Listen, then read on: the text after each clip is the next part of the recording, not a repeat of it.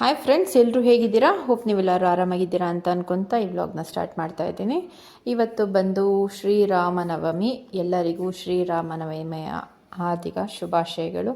ಸ್ವಲ್ಪ ನಾನು ಮಾತಾಡ್ತಾ ಇರೋದು ಏರ್ಪೇರ್ ಆಗ್ತಿರ್ಬೋದು, ಸ್ವಲ್ಪ ಲೈಟಾಗಿ ಹುಷಾರಿಲ್ಲ ಅಷ್ಟೇ. ಸೊ ಇವಾಗ ನಾವು ನಮ್ಮ ಮನೆಯಲ್ಲಿ ಪೂಜೆ ಎಲ್ಲ ಮುಗಿಸ್ಕೊಂಡಿದ್ದೀವಿ. ತಿಂಡಿ ತಿಂದ್ಬಿಟ್ಟು ಮತ್ತೆ ದೇವಸ್ಥಾನಕ್ಕೆ ಹೋಗಿ ಅದಾದಮೇಲೆ ಊರ ಹತ್ರ ಹೋಗಬೇಕು ಅಂತ ಅಂದ್ಕೊಂಡಿದ್ದೀವಿ. ಬನ್ನಿ ಫ್ರೆಂಡ್ಸ್, ಹೋಗೋಣ. ಮೊದಲನೇದಾಗಿ ಇದು ಸದ್ಯಕ್ಕೆ ನಮ್ಮ ದೇವಸ್ಥಾನ ಅಂದರೆ ನಮ್ಮ ಮನೆ ಹತ್ರ ಇರೋಂಥ ದೇವಸ್ಥಾನ. ಇಲ್ಲೂ ಕೂಡ ರಾಮನವಮಿ ತುಂಬ ಚೆನ್ನಾಗಿ ಮಾಡಿದರು. ಹಾಗೆಯೇ ಪೂಜೆಗಳೆಲ್ಲ ತುಂಬಾ ಚೆನ್ನಾಗಿತ್ತು. ಬನ್ನಿ ಫ್ರೆಂಡ್ಸ್, ಈಗ ವ್ಲಾಗ್ನ ನಿಜವಾಗ್ಲೂ ಸ್ಟಾರ್ಟ್ ಮಾಡ್ಕೊಂಬಿಡೋಣ.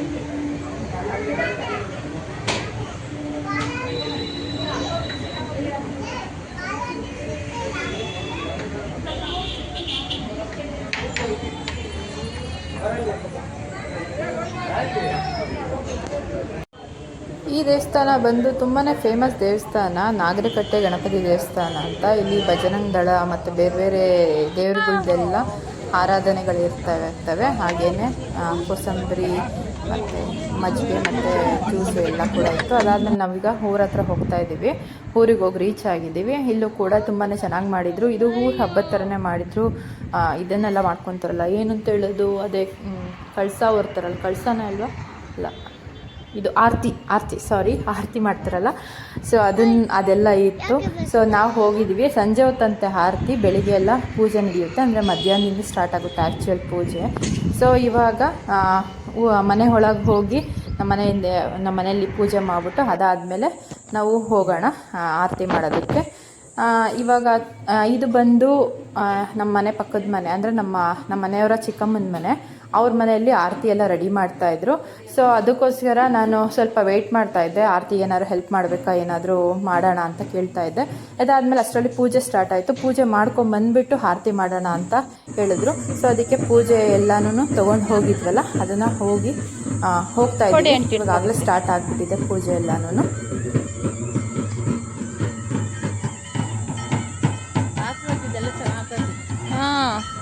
ಬ್ಲರ್ ಬರ್ತೈತೆ. ಇಲ್ಲಿ ಶಾಮಿಯಾನ ಕಾಣಿಸ್ತಿತ್ತಲ್ಲ, ಅಲ್ಲೇ ಊಟಕ್ಕೆಲ್ಲ ಏರ್ಪಾಡು ಮಾಡಿರೋದು.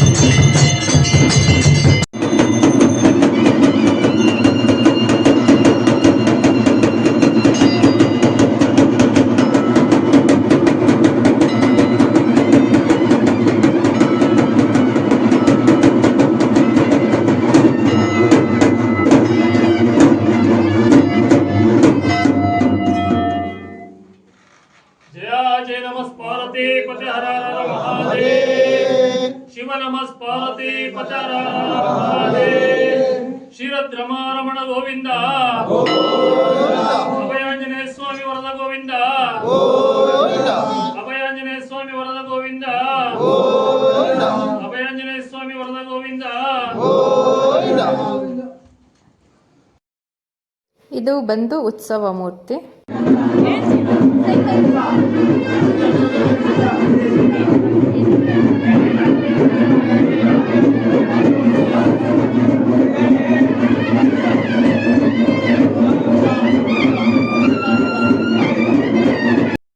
ಇದು ಸ್ವಲ್ಪ ಹತ್ರ ಹೋಗ್ಬಿಟ್ಟು ಕ್ಲೀನಾಗಿ ಫೋಟೋಗಳ ನೀಟಾಗಿ ಬರೋ ಹಾಗೆ ತಕ್ಕೊಂಡಿರೋದು. ಒಂದು ರೇಂಜಿಗೆ ತಕ್ಕೊಂಡಿದ್ದೀನಿ ಅಂತ ಅಂದ್ಕೊಂಡಿದ್ದೀನಿ. ಇದಾದಮೇಲೆ ಉತ್ಸವ ಮೂರ್ತಿನ ಎತ್ತಿದ್ದಾರೆ.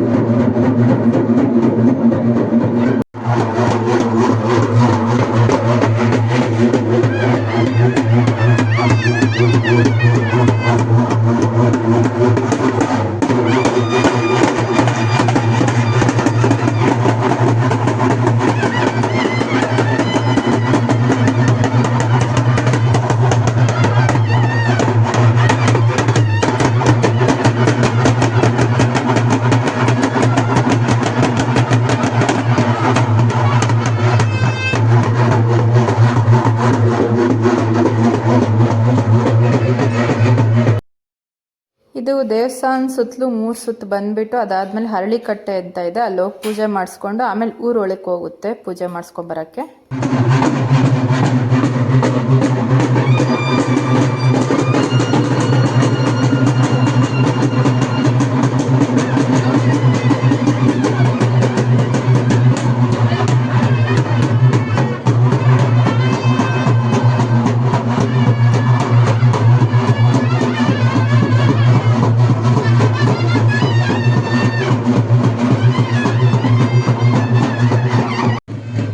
ದೇವ್ರಿಗೆ ಇಲ್ಲಿ ಹರಳಿಕಟ್ಟೆ ಅಂತ ಇದೆಯಲ್ಲ, ಇಲ್ಲೇ ಪೂಜೆ ಮಾಡಿಸ್ಕೊಂಡಿದ್ದು. ಅದಾದಮೇಲೆ ಇಲ್ಲಿ ಬಲೂನ್ಸು ಅದು ಇದೆಲ್ಲ ಮಾರ್ತಿದ್ರು, ಎಲ್ಲನೂ 50 ರುಪೀಸ್ ಅಂತೆ ಒಂದಕ್ಕೆ. ಸೊ ಅದಾದಮೇಲೆ ಇದೊಂಥರ ಪಿ ಥರದ್ದು ತೊಗೊಂಡ್ವಿ ನನ್ನ ಮಗಳಿಗೆ. ಆದಮೇಲೆ ಊದ್ಕೊತ ಬಂದು ಅದಾದಮೇಲೆ ಹೆಸರುಬೇಳೆ ಕೋಸಂಬರಿ ಎಲ್ಲ ಇತ್ತು.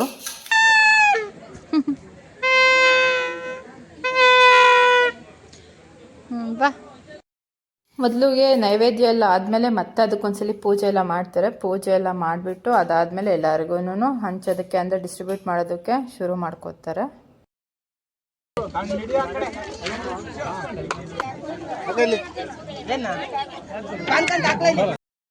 ನಮಗೆ ಅಲ್ಲಿ ತಿನ್ನೋಕ್ಕಾಗಲಿಲ್ಲ, ಮನೆಗೆ ತೊಗೊಂಬಂದ್ಬಿಟ್ವಿ. ಎಕ್ಸ್ಟ್ರಾ ಪುಳಿಯೋಗರೆ ಎಲ್ಲನೂ ಕೊಟ್ಟಿದ್ರು, ಹೊಟ್ಟೆ ತುಂಬ ತಿನ್ಬೋದಾಗಿತ್ತು. ಬಟ್ ನಾನೇನು 2-3 ಪ್ಲೇಟ್ ಹಾಕ್ಸ್ಕೊಂಬಂದ್ಬಿಟ್ಟೆ ಮನೆಯಲ್ಲಿ ತಿನ್ನೋಣ ಅಂತ. ಅಷ್ಟರಲ್ಲಿ ಕಳ್ಸೋಕ್ಕೆ ಕೂಡ ಅಂದರೆ ಇದು ಆರತಿ ಕೂಡ ರೆಡಿ ಮಾಡ್ತಿದ್ರು. ನಾನು ಯಾಕೋ ಕಳ್ಸೋ ಅಂತಲೇ ಇದ್ದೀನಿ, ಸಾರಿ ಫಾರ್ ದ್ಯಾಟ್. ಅದಾದಮೇಲೆ ಇವ್ರು ಬಂದು ಹರ್ಷಿತಾ ಅಂತ ಮಧು ತಂಗಿ ಆಗಬೇಕು, ಅಂದರೆ ಚಿಕ್ಕಪ್ಪನ ಮಗಳಾಗಬೇಕು. ಸೊ ಅವ್ರ ಮನೆ ಅದೇ ನಾನು ಫಸ್ಟೇ ತೋರಿಸಿದ್ನಲ್ಲ, ಅವ್ರ ಮನೆಗೆ ಹೋಗಿದ್ವಲ್ಲ, ಅವರು ನಾನು ಎಲ್ಲ ಸ್ವಲ್ಪ ಮಾತಾಡಿದ್ವಿ ಒಂದು 5-10 ನಿಮಿಷ. ಅದಾದಮೇಲೆ ನಾನು ಕಳ್ಸೋ ಎಲ್ಲ ಶುರು ಆಗೋಷ್ಟರಲ್ಲಿ ಬಸ್ ಹತ್ಕೊಂಡ್ಬಂದ್ಬಿಟ್ಟೆ. ಆಗಲೇ ನಾನು ಬಂದಾಗ 4 ಗಂಟೆ ಆಗಿತ್ತು. 4:15 ಏನೋ ಜಾತ್ರೆ ಎಲ್ಲ ಶುರು ಮಾಡ್ತಾರಂತೆ. Thank you for watching friends.